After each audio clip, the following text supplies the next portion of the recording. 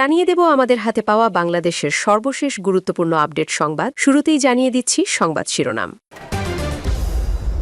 ৫ August গণতন্ত্র পুনরুদ্ধারের অবিস্মরণীয় মাইলফলক বলল প্রধানমন্ত্রী তারেক রহমান। মুক্তিযুদ্ধে নেতৃত্ব দেওয়া দল কেন ক্ষমতাচ্যুত হল তার উত্তর আওয়ামী লীগকেই খুঁজতে হবে বলল আসিফ নজরুল। ক্ষমতার পালা বদলে বিএনপিও একই চিত্র দেখাচ্ছে বলল সার্জিস আলম। শিবিরকে প্রয়োজনে ২ থেকে ১টা রকেটে ইতিহাস তৈরি করতে বললেন গোকসু নেতা। জনগণের ভেতরে পারমাণবিক শক্তিকে ফ্যাসিস্টরা ভুলে যায় বলল রুহুল কবির রিজভী। এবং সর্বশেষ জানিয়ে দেব, ভারতে বসে হাসিনার রাজনৈতিক বক্তব্য দিলে দ্বিপাক্ষিক সম্পর্কে বাড়তে পারে অস্বস্তি। শিরোনাম শুনছিলেন, এবার বিস্তারিত। ৫ আগস্ট গণতন্ত্র পুনরুদ্ধারের অবিস্মরণীয় মাইলফলক বলল প্রধানমন্ত্রী। প্রধানমন্ত্রী তারেক রহমান বলেছেন, ৫ আগস্ট বাংলাদেশের গণতন্ত্র পুনরুদ্ধারের ইতিহাসে এক যুগান্তকারী মাইলফলক। এই দিনটি শুধু একটি রাজনৈতিক পরিবর্তনের দিন নয়, বরং দীর্ঘ ১.৫ দশকের দমন পীড়ন, গুম খুন, নিপীড়ন ও ভোটাধিকারহীনতার বিরুদ্ধে জনগণের বিজয়ের প্রতীক। তিনি বলেন, শহীদদের আত্মত্যাগের বিনিময়ে অর্জিত এই বিজয়কে অর্থবহ করতে হলে ন্যায়ভিত্তিক, জবাবদিহিমূলক ও বৈষম্যহীন রাষ্ট্র গড়ে তুলতে হবে। আজ বুধবার ৫ আগস্ট বেলা ১১টার দিকে রাজধানীতে জুলাই গণ অভ্যুত্থান স্মৃতি জাদুঘরে আনুষ্ঠানিক উদ্বোধন অনুষ্ঠানে প্রধান অতিথির বক্তব্যে প্রধানমন্ত্রী এসব কথা বলেন। অনুষ্ঠানে উপদেষ্টা পরিষদের সদস্য, বিভিন্ন রাজনৈতিক দলের শীর্ষ নেতা, কূটনৈতিক, শহীদ পরিবারের সদস্য, জুলাই গণ অভ্যুত্থানে আহত যোদ্ধা, শিক্ষাবিদ, সাংস্কৃতিক ব্যক্তিত্ব এবং বিভিন্ন শ্রেণী পেশার প্রতিনিধিরা উপস্থিত ছিলেন। প্রধানমন্ত্রী বলেন, আজকের দিনটি বাংলাদেশের গণতান্ত্রিক অভিযাত্রার এক নতুন সূচনা। এটি এমন একটি দিন যা ভবিষ্যৎ প্রজন্মকে মনে করিয়ে দেবে, জনগণের ঐক্যবদ্ধ শক্তির কাছে কোনো স্বৈরাচারী চিরস্থায়ী হতে পারে না। ৫ আগস্ট আমাদের নতুন বাংলাদেশ গড়ার অঙ্গীকারের দিন। তিনি বলেন, দীর্ঘ ১.৫ দশক মানুষের গুম খুন, বিচার বহির্ভূত হত্যা, রাজনৈতিক দমন পীড়ন, মত প্রকাশের স্বাধীনতার সংকোচন এবং ভোটাধিকার হরণের মতো কঠিন বাস্তবতার মধ্য দিয়ে জীবন কাটিয়েছে। রাষ্ট্রের বিভিন্ন প্রতিষ্ঠানকে দলীয়করণের মাধ্যমে গণতান্ত্রিক কাঠামো দুর্বল করে দেওয়া হয়েছিল, কিন্তু ছাত্র জনতার ঐক্যবদ্ধ আন্দোলন, তরুণদের আত্মত্যাগ এবং সর্বস্তরের মানুষের অংশগ্রহণে সেই অন্ধকার অধ্যায়ের অবসান ঘটে।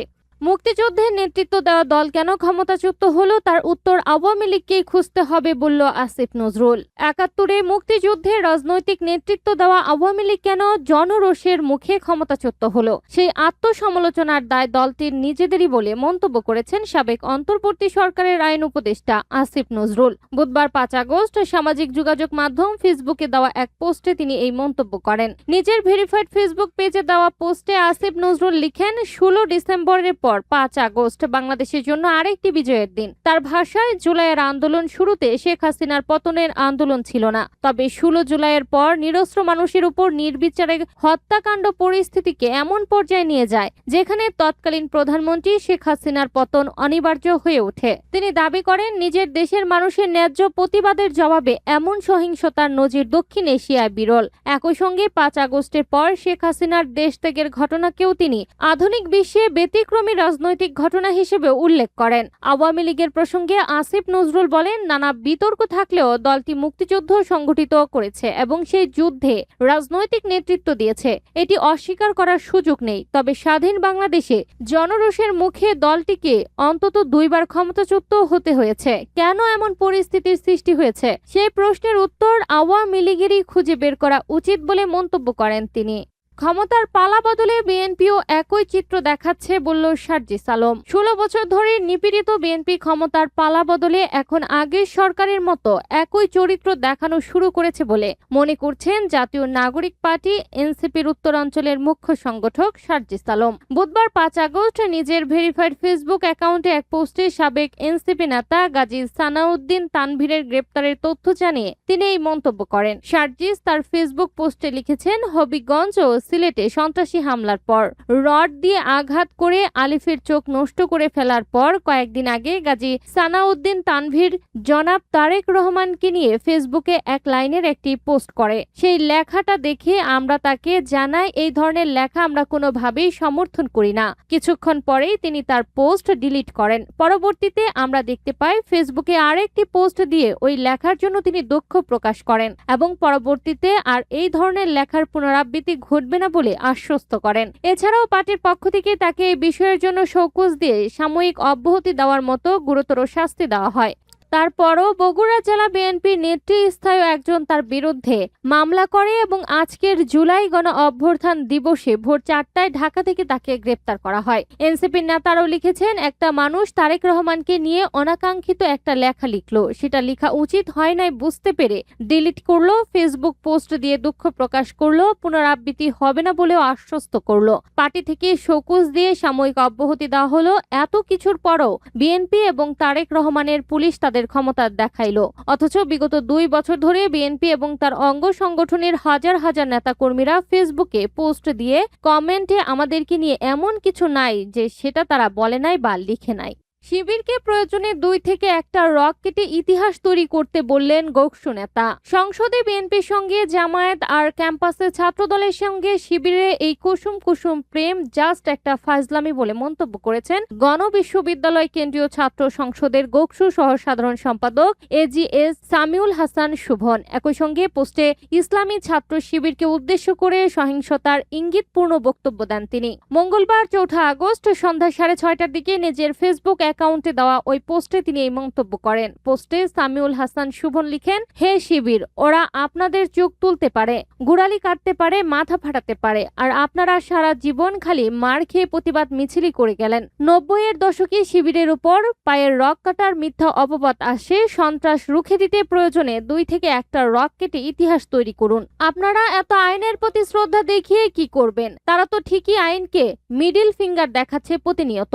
এ সময় তোমাকে আবার জেগে উঠতে হবে। হে শিবির ক্যাডার নাসির, দেখো পুনরায় নব্য সন্ত্রাসের উত্থান হয়েছে বলে জানান গোকসু এজিএস। এদিকে পোস্টে প্রকাশের পর সামাজিক যোগাযোগ মাধ্যমে এই সমালোচনা শুরু হয়। অনেকেই মন্তব্যের ঘরে এমন বক্তব্যকে উস্কানিমূলক ও সহিংসতাকে উৎসাহীকারী হিসেবে আখ্যায়িত করেন। মোহাম্মদ তানভীর নামের একজন মন্তব্য করেন, সামিউল, তোমার এমন উত্তেজনামূলক বক্তব্যের তীব্র নিন্দা জানাই। জনগণের ভেতরে পারমাণবিক শক্তিকে ফ্যাসিস্টরা ভুলে যায় বলল রুহুল কবির রিজভী। বাংলাদেশ জাতীয়তাবাদী দলের বিএনপির জ্যেষ্ঠ যুগ্ম মহাসচিব ও প্রধানমন্ত্রীর রাজনৈতিক ও শিল্প মন্ত্রণালয় বিষয়ক উপদেষ্টা রুহুল কবির রিজভী বলেছেন, জনগণের ভেতরে যে পারমাণবিক শক্তি থাকে সেটি বিস্ফোরিত হলে ফ্যাসিস্টদের ময়ূরের সিংহাসন জ্বলে পুড়ে ছাই হয়ে যায়। এই শক্তির কথাই স্বৈরাচার, ফ্যাসিস্ট ও নিপীড়নকারীরা বারবার ভুলে যায়। তিনি বলেন, 2024 সালের জুলাই গণ অভ্যুত্থান ছিল এক ঐতিহাসিক বিপ্লব। ফরাসি বিপ্লব, ইংল্যান্ডের গ্লোরিয়াস রেভলিউশন কিংবা 1917 সালের রুশ বিপ্লবের কথা আমরা শুনেছি। স্বাধীনতা যুদ্ধ ও 90-এর গণ অভ্যুত্থানও দেখেছি, কিন্তু 2024 সালের জুলাইয়ে রক্তঝরা যে বিপ্লব হয়েছে, যার পরিণতি 5 আগস্ট, তা বাংলাদেশের ইতিহাসে এক যুগান্তকারী অধ্যায়। রিজভী বলেন, আন্দোলনে রক্ত দিয়েছেন প্রাথমিক বিদ্যালয়ের শিক্ষার্থী, স্কুল, কলেজ ও বিশ্ববিদ্যালয়ের শিক্ষার্থী, রিক্সা চালক এবং শ্রমিক সহ নানা শ্রেণী পেশার মানুষ। তাদের এই আত্মত্যাগ বিশ্বের সব স্বৈরাচার, অগণতান্ত্রিক শক্তি ও নিপীড়নের বিরুদ্ধে বাংলাদেশের এক উজ্জ্বল দৃষ্টান্ত হয়ে থাকবে। তিনি বলেন, গত 17 বছর ধরে মানুষের রক্ত ঝরানোর পর জনগণই শেষ পর্যন্ত সেই ফেসিবাদের পতন ঘটিয়েছে। 5 আগস্ট জনগণের শক্তির কাছে তারা শিমুল তুলার মতো উড়ে গেছে।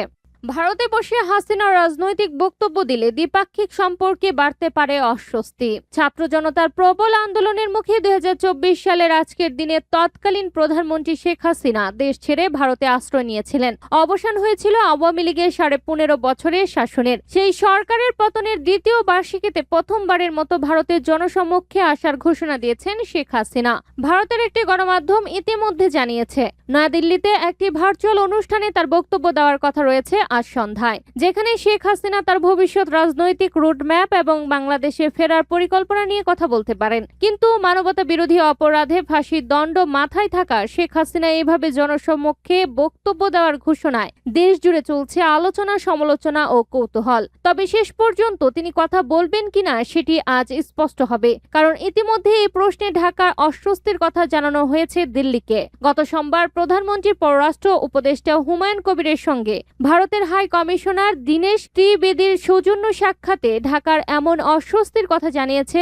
নিষিদ্ধ সংগঠনের কোনো ব্যক্তি ভারতের ভূখণ্ড ব্যবহার করে যেন রাজনৈতিক বক্তব্য দিতে না পারে বা বাংলাদেশের অভ্যন্তরে অস্থিতিশীলতা সৃষ্টির উদ্দেশ্যে কোনো কর্মকাণ্ড পরিচালনা করতে না পারে। পররাষ্ট্র উপদেষ্টা সে বিষয়ে ভারতের সহযোগিতা কামনা করেন। তিনি বলেন, এই ধরনের কার্যক্রম দ্বিপাক্ষিক সম্পর্কের ইতিবাচক অগ্রগতিকে ক্ষতিগ্রস্ত করতে পারে। এমন পরিস্থিতিতে হাসিনার বিষয়ে দিল্লি হস্তক্ষেপ করবে কিনা সেটি এখন দেখার বিষয়। বাংলাদেশস্থ কূটনৈতিকদের পাশাপাশি বিশ্লেষকরা এখন সেদিকে তাকিয়ে আছে। তারা বলছেন, ভারতের মাটিতে বসে শেখ হাসিনার এভাবে বক্তব্য দেওয়া বাংলাদেশের সার্বভৌমত্বের উপর আঘাত স্বরূপ। হাসিনা এভাবে বক্তব্য দিতে থাকলে বাংলাদেশ ভারত সম্পর্কে টানাপোড়েন আবার বাড়তে পারে বলে মনে করেন তারা।